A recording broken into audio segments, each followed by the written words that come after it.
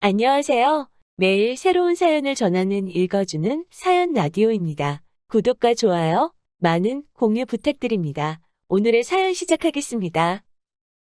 안녕하세요. 결혼 7년 차에 아이 하나를 키우고 있는 30대 여성입니다. 제가 이렇게 여기에 찾아온 건 제가 비로소 남편과 완전히 남남이 되었거든요. 그래서 그동안 어디에도 말하지 못했던 제 이야기를 마지막이다 생각하고 허심탄회하게 털어놓으러 왔어요. 물론 다 끝난 마당에 구질구질하게 못하러 옛날 이야기를 하냐 하는 사람들도 있겠지만요. 제 나름대로의 마지막 의식이라고 생각해 주시면 감사하겠네요. 남편과 결혼 이야기가 오가던 당시만 하더라도 남편은 물론이고 시댁 식구들과도 사이가 안 좋은 건 아니었어요. 만약에 그랬다면 결혼 자체를 하지 않았겠지요. 남편과는 지인의 소개로 만나 인연을 사귀었는데 당시 남편은 회사를 다니는 직장인이었어요. 다만 공무원 시험에 3년이란 시간을 쏟아붓고 그래도 결과가 좋지 않아 뒤늦게 직장 생활을 시작한 경우였거든요. 그래서 결혼 이야기가 나왔을 때도 모아놓은 돈이 많지가 않더라고요. 그런데 지금이라면 돈을 좀 더 모으고 결혼하자 했을지도 모르겠지만 그 당시에는 제 나이가 32로 홍기가 꽉 찼었다고 해야 할까요? 그렇다 보니 친정부모님 주변에서 딸은 언제 시집가냐, 그래서 손주는 언제 안아보냐, 간섭하는 친인척들이 꽤나 계셨던 것 같아요. 친정부모님은 돈도 돈이지만 홍기를 놓치지 않았으면 좋겠다며 결혼을 그냥 진행하라 하셨습니다. 그리고 솔직히 저도 한 살이라도 어리고 예쁠 때 드레스를 입고 싶은 마음이 있었거든요. 그래서 남편이 모은 돈이 2,500밖에 없었지만 결혼을 진행하게 되었어요. 저는 당시 4천 정도 모아둔 돈이 있었네요. 그런데 시댁에 인사를 드리러 간 날, 시댁에서는 당신들 노후 준비는 되어 있는 상황이었지만 결혼하는 자식한테 목돈을 해주기는 어렵다고 하셨습니다. 실제로 남편보다 3살 많은 신우도 시집갈 때 거의 아무것도 받지 않고 갔다면서요. 솔직히 시부모님이 해놓고 사는 걸 보면 그렇게 빠듯해 보이지는 않았지만 어쨌든 없다고 하시는데 제가 그걸 추궁할 것도 아니고 당장 남편도 별말 없이 가만히 있었거든요. 그래서 조금은 서운한 마음이 들었지만 알겠다고 했습니다. 그렇게 7천이 조금 안 되는 돈을 가지고 신혼집을 알아보기 시작했어요. 그런데 저희가 가진 돈으로는 선택지가 많지 않더라고요. 아무리 발품에 손품, 눈품까지 팔아봐도 제대로 된 집에 들어가기란 하늘의 별 따기처럼 느껴졌달까요. 오죽하면 부동산에 갔다 온 날이면 저도 모르게 눈물이 나서 퉁퉁 부은 눈으로 잠들기도 했지요. 그리고 이런 상황을 제가 아무리 티내지 않으려고 했어도 결국 친정어머니가 눈치를 채셨던 모양입니다. 하루는 저를 불러 마음 같아선 다른 부모들 마냥 목돈을 척척 내주고 싶은데 그렇게 해주질 못해 미안하다 하시대요. 그러면서 사정상 준다고는 못하지만 필요하면 엄마가 빌려줄 수는 있다며 이자는 안 줘도 된다고 멋쩍게 웃으셨지요. 솔직히 당시 남편이나 저나 200에서 250 언저리로 벌던 상황에 이자라도 아낄 수 있는 게 어딘가 싶대요. 그래서 염치불구하고 친정부모님한테 손을 벌렸습니다. 8천 빌렸어요. 그리고 이후로 있는 돈 싹싹 긁어서 서울 외곽에 지어진 지 거진 30년 가까이 되었던 아파트 하나를 샀습니다. 그리고 이걸로 시부모님하고 결혼 초부터 갈등을 빚게 되었어요. 결혼하고 나서야 알게 된 게 시부모님이 아예 돈이 없으신 게 아니었습니다. 신우가 빈손으로 시집을 갔다는 것도 거짓말이었어요. 돈을 안 해주면 저희가 결국에 시댁에 들어와서 살 줄 아셨답니다. 제가 평소에 멋도 안 부리고 수수하게 다녀서인지 친정에도 돈이 없을 거라고 당신들끼리 마음대로 생각하고서는 한마디로 돈도 없으면서 지들이 뭔 수로 버티겠냐, 들어와서 살 거다 그렇게 생각하셨던 모양이에요. 그런데 제가 보란듯이 친정에서 돈을 빌려다 집을 사버렸으니 게다가 제가 아파트를 제 명의로 했거든요. 남편도 그때는 양심은 있었는지 공동명의의 기억자도 안 꺼냈어요. 그런데 이제 흠잡을게 마땅치 않으셨는지 그 사실을 아시고는 굉장히 언짢아 하시더라고요. 저더러 너는 뭐하나 집안어른들하고 상의하는 법이 없다면서 그렇게 전부 다 네 멋대로 하고 살 거면 결혼은 왜 했냐, 혼자 살지. 정말이지 별소리를 다 하셨어요. 그리고 그런 구박은 애를 낳은 이후로도 한동안 계속되었습니다. 하지만 그런 말도 안 되는 억지와 오해들도 다 참았습니다. 언젠가는 알아주시고 인정해주시겠지 하는 마음으로요. 그런데 그런 시간은 끝끝내 찾아오지 못할 거예요. 왜냐하면 작년 초에 어머님이 치매 판정을 받으셨거든요. 사실 언젠가부터 어머님은 갑자기 당신이 지금 어디 있는지를 모르겠다며 전화를 해오시기도 했고 걸핏하면 핸드폰을 잃어버리셨어요. 심지어 언젠가는 가족끼리 외식차 방문한 식당에서 느닷없이 잠에 드시기도 하셨지요. 그런데 이럴 때마다 온 가족이 어머님이 피곤하신 거다. 이게 다 며느리인 제가 제대로 못 챙겨서 그렇다는 식으로 얘기했을 뿐 누구 하나 심각하게 생각하는 사람이 없었습니다. 저 혼자만 설마 하면서도 괜히 말을 꺼냈다 다들 어떻게 생각할지 몰라서 생각만 하고 말았던 것 같아요. 그러다 결국 건강검진차 들렸던 병원에서 치매가 의심된다며 큰 병원에 가서 검사를 받아보길 권유받았고 그렇게 현실을 마주하게 된 거지요.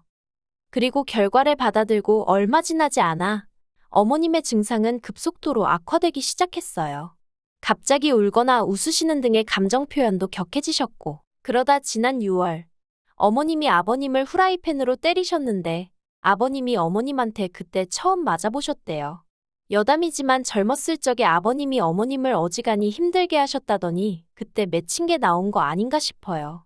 아무튼 그러면 아버님도 어머님이 어쨌든 환자니까 그냥 넘어가 주셨으면 좋았을 텐데 그 와중에 어머님을 같이 때리셨나 봐요.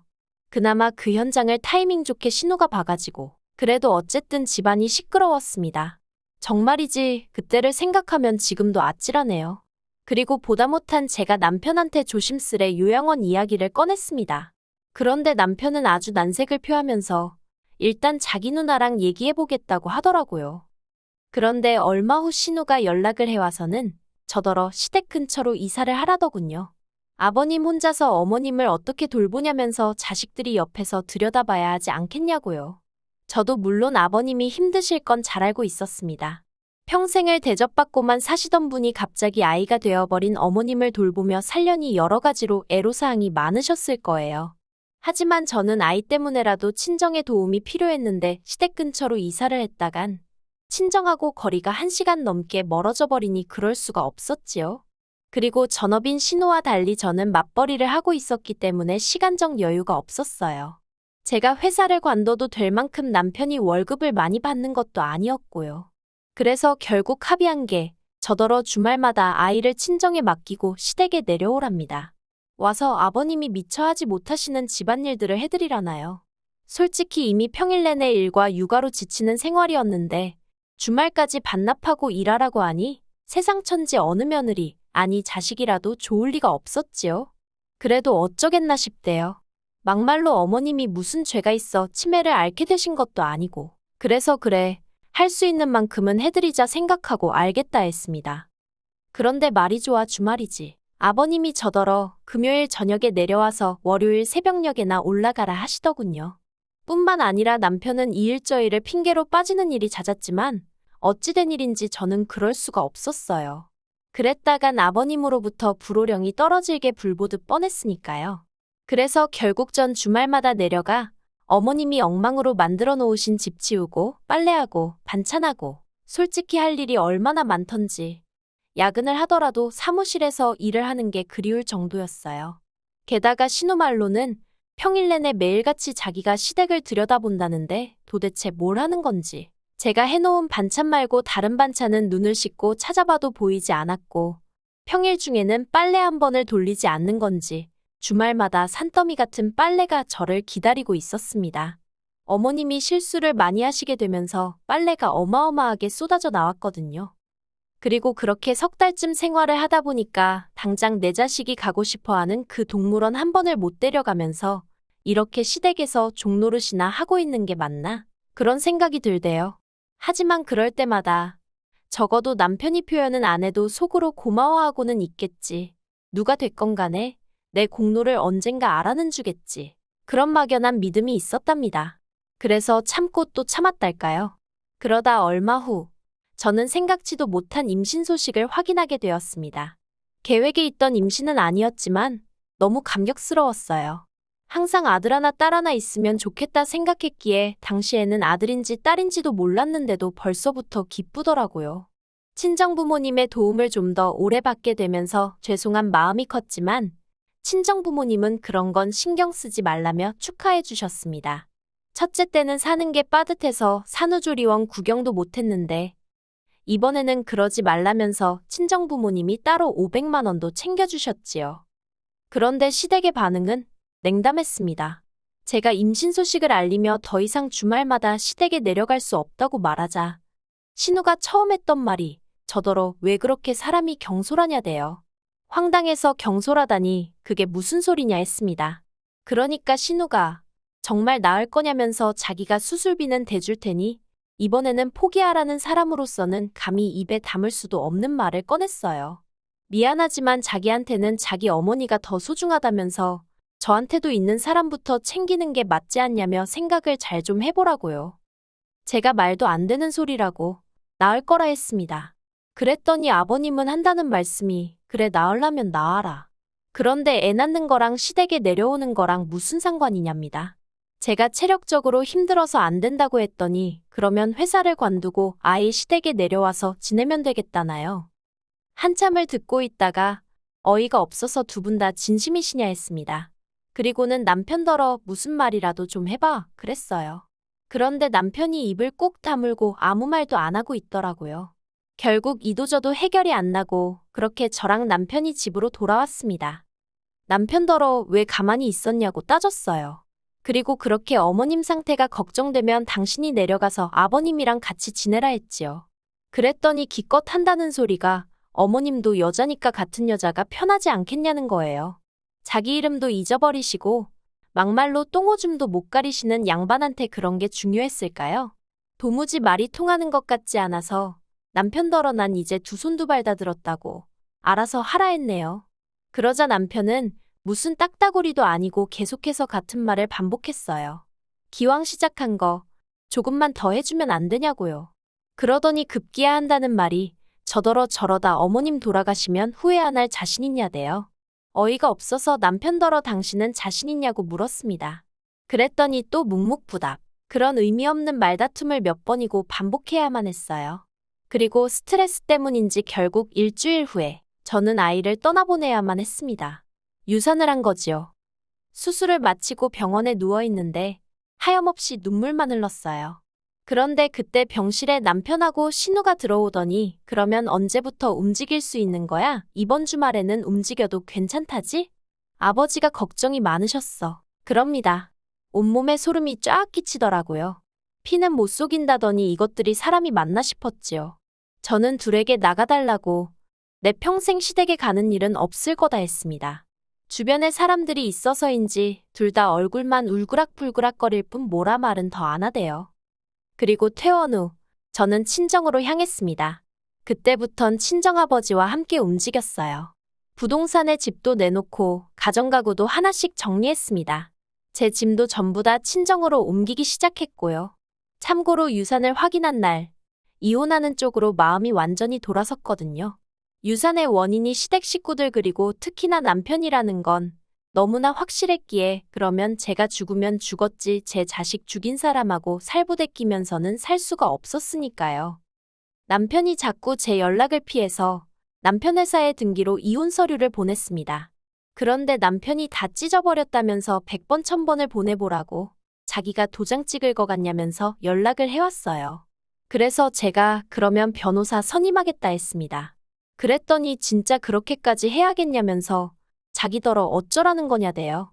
그러면 뭐 아픈 어머니를 버리기라도 하라는 거냐면서. 그래서 제가 남편더러 당신이 뭘 얼마나 했는데 어머님을 버리기식이나 하냐 했습니다. 그리고는 나는 당신한테 이제 기대하는 것도 바라는 것도 없으니 이혼 서류에 도장이나 찍어달라 했어요. 그리고 저는 아버님으로부터도 연락을 받게 되었습니다. 아버님은 아무리 세상이 달라졌어도 이혼하면 여자만 손해라면서 저더러 나갈 거면 제 몸뚱이만 나가라고 당신 핏줄은 두고 가라대요. 생전 손자한테 용돈 10,000원 쥐어줘 본 적 없으신 분이 그제서야 핏줄 어쩌고 하시니 웃겼어요. 그래서 알겠다 했습니다. 솔직히 아버님한테 제 아들을 맡길 생각은 추호도 없었는데 평소 아버님은 툭하면 말도 안 되는 걸로 으름장을 놓곤 하셨거든요. 그래서 저도 세게 한번 나가본 거지요. 그리고 아니나 다를까 제가 지금 아이를 시댁에 데려다 놓을 거냐 하니까 갑자기 당신이 키울 건 아니라면서 일단 기다려보라며 한 발 빼시더라고요. 그리고 그제서야 신우가 저더러 미안하다며 연락을 해왔습니다. 자기가 딸이니까 자기가 좀 더 들여다봤어야 하는데 자기 먹고 사는 게 빠듯해서 저한테 의지를 많이 했었다나요. 그러면서 어머님이 기억이 없으셔서 그렇지 솔직히 이 상황을 아시면 얼마나 속상하시겠냐면서 저더러 다시 한번 생각해보랍니다. 그래서 그런 말 이제 와서 무슨 소용이냐고 그래도 반성을 하시니 다행이라고. 어머님 살아계신 동안 이제라도 그동안 못한 딸 노릇 똑바로 하라 했어요. 그리고 저는 친구 소개로 이혼 전문 변호사를 소개받았습니다. 다행이라고 해야 할지 친정 부모님한테 돈 빌려서 집을 살 때 세무사의 조언을 따라서 증여받은 것처럼 샀거든요. 그렇다 보니 집값이 상당히 올랐는데도 남편하고 나눌 게 없었어요. 정말 그땐 안도의 한숨이 나오대요. 솔직히 이혼하고 나면 혼자서 아이를 어떻게 키우나 걱정이 많았으니까요. 그리고 핏줄 타령하던 시댁 식구들도 막상 제가 이혼 소송 걸겠다니까 애 내놓으라 소리를 안 하더군요. 아무튼 여러 가지로 대단한 집구석이다 싶었습니다. 그리고 결국 소송 대신 협의 이혼했어요. 제 생각이지만 남편도 남편대로 변호사를 알아보고 다닌 모양인데 재수 없으면 저한테 위자료까지 줘야 될 판이었던 모양이에요. 그래서인지 자기가 먼저 꼬리 내리고는 저더러 협의 이혼하자대요. 저도 남편하고의 관계를 질질 끌어가고 싶은 마음은 없었기에 그러자 했고요. 그렇게 저희가 남남이 되었어요. 솔직히 이혼녀라는 타이틀을 가지고 혼자서 아들을 잘 키울 수 있을지 걱정도 되고 두렵고 떨립니다. 지금보다 더 강한 엄마가 되어야겠지요. 저에게 마지막으로 바람이 하나 있다면 나중에 아이가 저를 이해해주면 좋겠다는 거예요. 엄마는 그저 너에게 행복하고 안정된 가정을 주고 싶었다는 걸. 긴 이야기 들어주셔서 감사합니다. 오늘의 사연은 여기까지입니다. 구독과 좋아요, 알람 설정해주시면 앞으로 더 좋은 사연으로 찾아오겠습니다. 감사합니다.